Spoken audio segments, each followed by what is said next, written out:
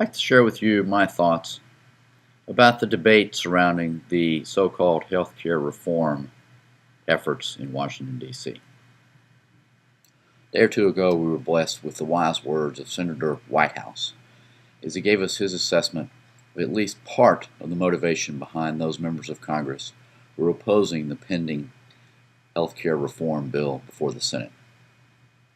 Senator Whitehouse tells us that, quote, they are desperate to break this president. They have ardent supporters who are nearly hysterical at the election of President Barack Obama, his emphasis. The birthers, the fanatics, the people running around in right-wing militia and Aryan support groups. It is unbearable to them that President Barack Obama, his emphasis again, should exist. That is one powerful reason. It is not the only one. Okay, Senator.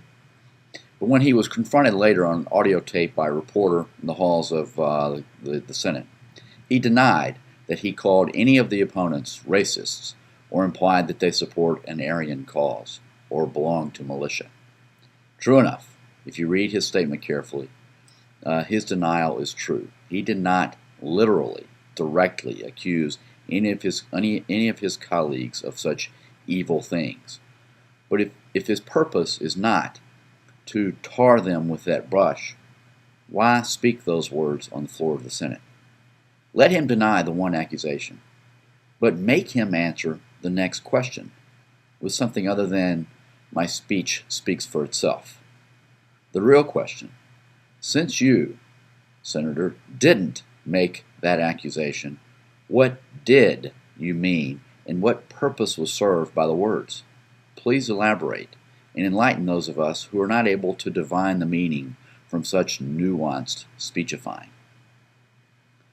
And further, to demonstrate that at least one non-racist, non-birther, non-fanatic, non-militia member, non-Aryan person does have more than hatred or contempt for President Obama motivating his opposition to the current reform efforts, my analysis of the situation follows.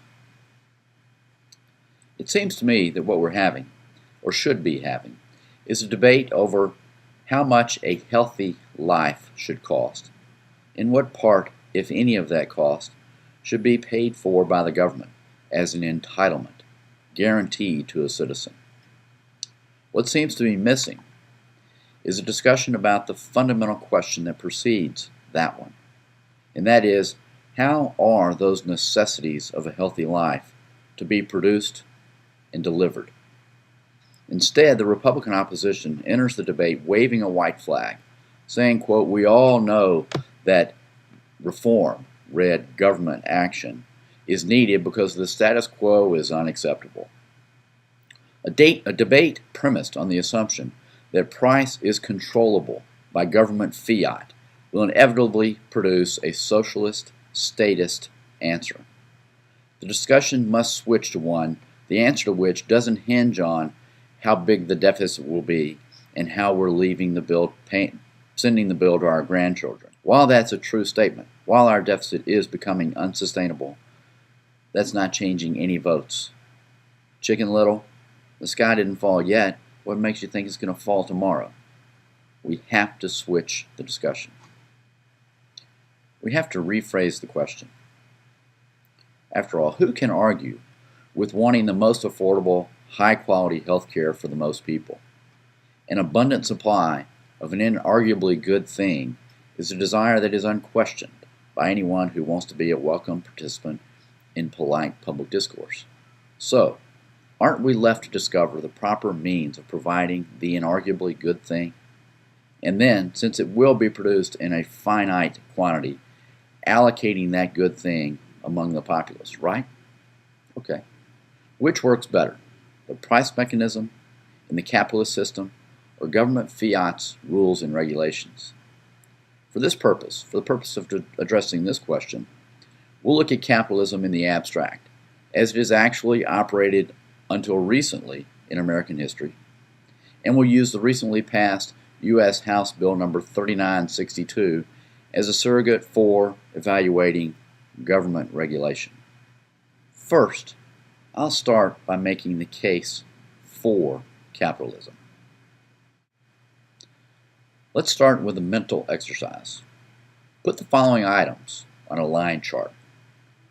On the vertical axis, the y-axis, let's plot the level of government involvement, government regulation in the manufacture and delivery of the items. On the horizontal axis, let's plot each item's availability or affordability in the marketplace. The items include healthcare, hula hoops, DVD players, bottled water, LASIK surgery, cigarettes, bottled water, automobiles, video games, neckties, bottled water, and Obama figurines at National Airport. You will produce in your mind, if you chart that graph, a steep left to right downward sloping line or curve. Capitalism, applied to the delivery of a product or service, is miraculously efficient in its ability to deliver an abundance of any commodity that consumers want. Okay, and a second question, a second mental exercise.